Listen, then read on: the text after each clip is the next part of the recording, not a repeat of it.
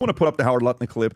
So here's Howard Lutnick telling a story about what happened with him with Epstein once. It's a very, very, so they're at the house. Yes. This is, because mind you, Pat, this is a 4 minutes, 43 We're not seconds. watch the whole thing, so right now, so he's sitting down with New York Post. He happens to live next door. Epstein moves in. Now they're neighbors. Yeah, now they're moving in because Lutnick's been there since 2005. They have to renovate, so now he doesn't really know who Epstein is yet. Trust me, guys, I did the research. He didn't know him. So, and by the way, he's sitting down with the New York Post, Miranda Devine. So Epstein, I'll fill you up to this point. Epstein's assistant comes, knocks on Howard Lutnick's door and goes, hey, Mr. Epstein is your new neighbor. He wants to bring you over for coffee. He's giving them a tour at him. And even Howard Lutnick is like, bro, the house is ridiculous. It's huge. And this is when he shows a part of the house and it gets a little weird. Go ahead, Rob.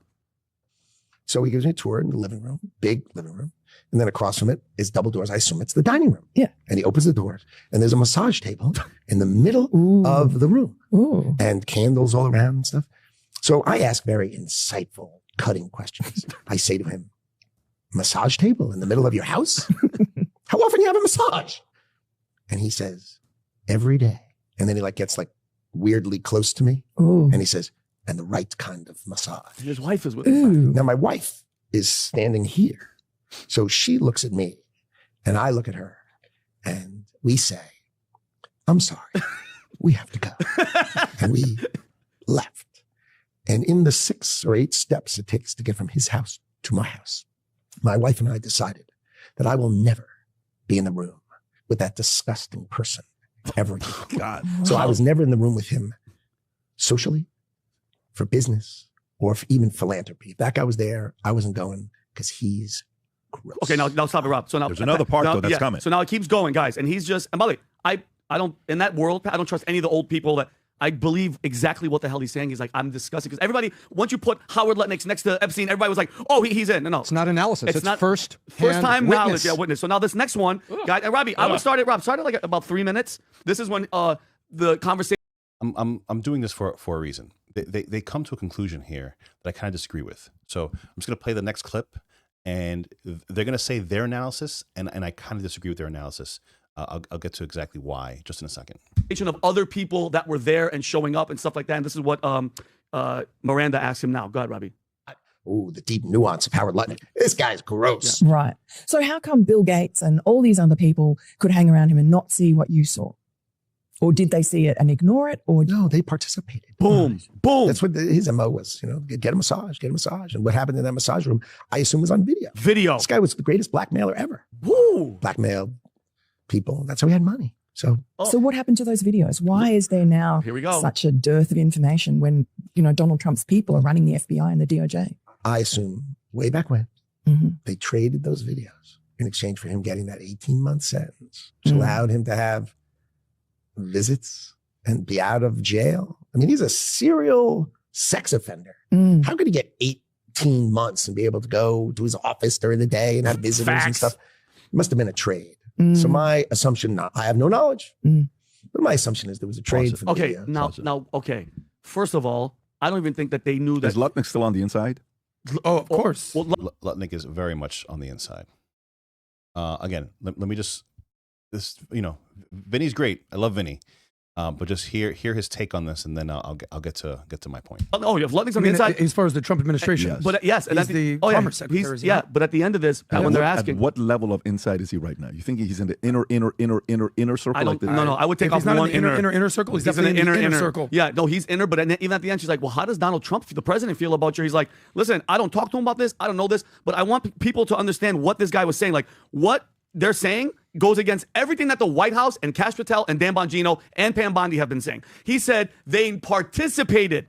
Bill Gates participated. And he's assuming, which allegedly, but think about great word, but he said assuming, which is allegedly, like he's listening. Plug your shirt here, buddy. Yeah, think about it.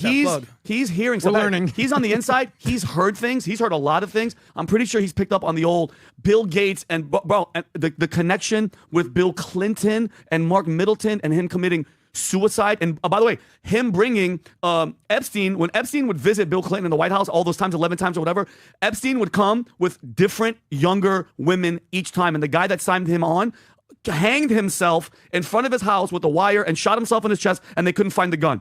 This is crazy. This is very, very revealing. Actually, there's something very. Do you remember when we went by his house? You remember yes, of course. We were running by it. Security, everything that was there. Yeah. Yeah, I mean, look, I like his answer, and but it is contradictory to the White House, to the White official House. narrative. Yeah, so it is contradictory to the narrative, but you got to give him props for telling his experience with Epstein and how horrible it was, and what experience. By the way, well, here's my really quick assumption on this. Again, he could be telling the complete truth, but from my understanding, from the little bit of research that I've done, it seems like there definitely is a connection between Lutnick and Epstein and their acquiring of the property. I'm not exactly sure if it was a same owner that owned it back before they both had it, but there does seem to be a connection with both of them acquiring these properties next to each other. Put that aside. A lot of people have speculated that Lutnick was involved in some of the nefarious activities going along with Epstein. Now, that could just be, again, like they're saying, that could just be a product of them being neighbors. It's very possible.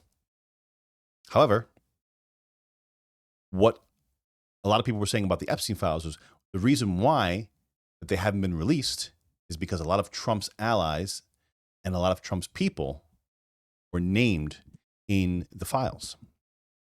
One of those names that kept coming up was Lutnick. Lutnick is one of the chief architects of a lot of Trump's economic policies. I mean, he is very high up there in the know, in helping Trump achieve what it is he wants to achieve.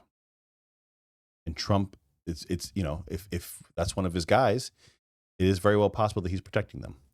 Another side of the coin is that they are using the information, blackmail information, to blackmail and to get other people to do what it is they want them to do, these other high-level officials.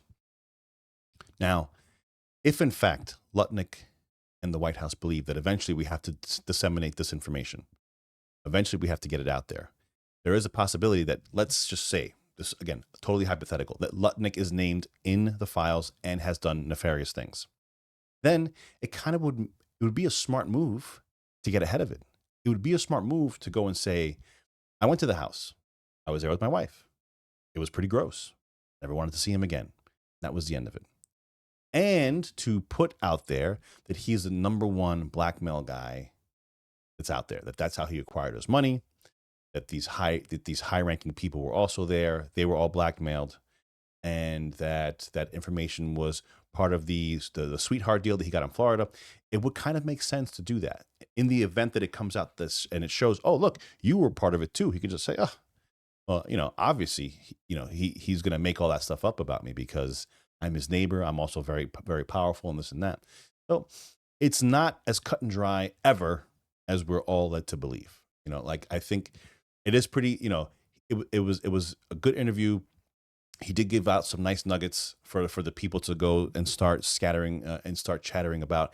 I don't think he would do this and step over the White House without having some, there's no way that conversation went down and he dropped those bombs and he didn't let the White House know that this was going to happen. I don't see that happening. I don't see how you could create such a storm, because he knows as soon as he says those words, everything's going to get back to Trump. Everything's going to get back to the administration. It's going to create a whirlwind of craziness, right? If you guys are still here, please, all I ask, just hit the subscribe button. That's all I ask you to do. You don't have to do anything else. Subscribe. But I honestly do believe that they were informed. I think this was planned. This was orchestrated. This is Trump's guy. And if he's working with Trump, he's not going to want to step all over him. He's not going to want to negatively affect him. He has to play ball. He has to play ball, and he has to do it the right way. I think PBD finishes it up here. What year is he talking about? 2005 is when they had the house. Sense. And then he was arrested in 2008. 2005, he's at the house. 2008. So when did the president kick him out of Mar-a-Lago? 07 or 08? Oof, I don't know. Because he was. So Rob, can you find out when did Epstein not was he not able to go back to Mar-a-Lago? Tom, what do you think about the story here with Howard Lutnick? So I have a couple of views on it, and the first is, why would Howard right now, with all that's going on and with all the success Howard has had? Let's face it. He has the distinction of running one of the most successful presidential transitions ever, in that he and Susie Wiles picked people, helped interview him. He's had this great success. Why would you go get in a mud pit of the Epstein stuff. You could stay way out over here talking about other things. There's speculation that he was interested in Bessent's position if Bessent went to Fed. But then they said, no, Bessent's not going to go to Fed. He's going to stay right where he is. And so why, with all of that and all the gloss that you've got, why would you do the interview like this unless one thing, it's true? Or, you see, Tom goes, one thing, it's true. Or you're obfuscating, which, again, I'm not a big conspiracy guy. I don't like any of the conspiracies. I've been involved in a lot of investigations, and everybody always goes down a conspiracy route when it comes to all types of investigations. That is just the nature of people. That's who we are. Conspiracies are they're fun, they're entertaining, they get your mind going. Everyone likes to play a detective. This is the one case where, or he's telling the truth, or like I said, he's obfuscating. He might be hedging his bet. He might be preemptively going out there and saying things that people want to hear, so that if in fact it gets revealed that he was somehow associated, that he can say, well, why would I say all these things? Well, why would I come out there? He's preemptively putting forth his information in order to try to shield himself a little bit in the event that something comes out. That's what I think. Why would you even get in the mud? You just said these two things. So are you saying this is his way of getting back for not getting Bessent's job? Oh, no. I mean, he was getting, if Bessent goes to Fed, Lutnick was a leading candidate to step into Bessent's. So why talk about this stuff now? So, yeah, see, I think either it's true or... Why would he lie? I believe it's true. I That's believe right. him. The guy's next door to him, so why would he lie about something like this? That's exactly And remember right. what he said. What's the part about this that you can't lie about? He says, I'm standing there, and my wife is standing right here. And then he I gets said, close. Jeffrey, we have to go. And then they leave, right? And we take the 6 steps to my house, or whatever words he used. So I don't know why he would lie about something like this. That's right. Yeah. There's no reason for him to lie. There's no reason to get in the mosh pit. And why would he say the greatest blackmailer ever? Like, he knows stuff. I think, Vinny, I've come to a conclusion. I know where it's at. Yesterday, we had people over at the house for Dylan's birthday, and we're talking, and a couple of the guys that are there, like, oh, we just want to let you know we watch a podcast for a long time. So, it's great, fantastic, it's okay. So, what do you think happened here with Epstein? They're kind of, it's like you can always tell what people are interested in. Of course. Okay, so this one was the Epstein interest. I said, what do you think? He says, well, I think, I'm trying to see for myself. I said, listen, eventually we're going back and I said, look, you got the emotional community, you got the hardcore, cutthroat, logical community. When we had Eric Trump on the podcast Friday night, I showed a clip that Eric had never seen. Yeah, so he basically, he talks about the point here that he believes that that it's very possible that the Trump administration was using a lot of the information. They didn't want to release it right away because they were using it for either blackmail purposes for powerful people. And listen, when you're in the game that we're in right now, you can understand it. You can understand it. It makes sense. It's logical. That's what you have to be. You have to be logical. You have to be cold. You have to be calculated. That's the only way to win against, everybody. So, yeah, that's definitely part of the calculation. Lutnick coming out now and doing this interview now is just very odd. Something is about to break. That's what I think. Something is about to break. If anything comes up in the Epstein files it even has the scent of Lutnick on it, I think this was, again, this was them trying to preemptively just get ahead of it a little bit. That's what you have to do in this world. You have to get ahead of things once you know they're about to drop. So Lutnick doing this interview kind of tells me that it's a signal. Not everything is true or false. It's just a signal to me that there's a potential drop coming out, and the waters are going to get there's going to be blood in the water relatively soon. And we'll see how it goes. Guys, thanks so much for joining me. 6283 Talk on the X. If you want to follow me there, please hit the subscribe button. It does me a lot of good. That's all I ask. I am John Soto. I'll see you again in the next video. Take care, guys.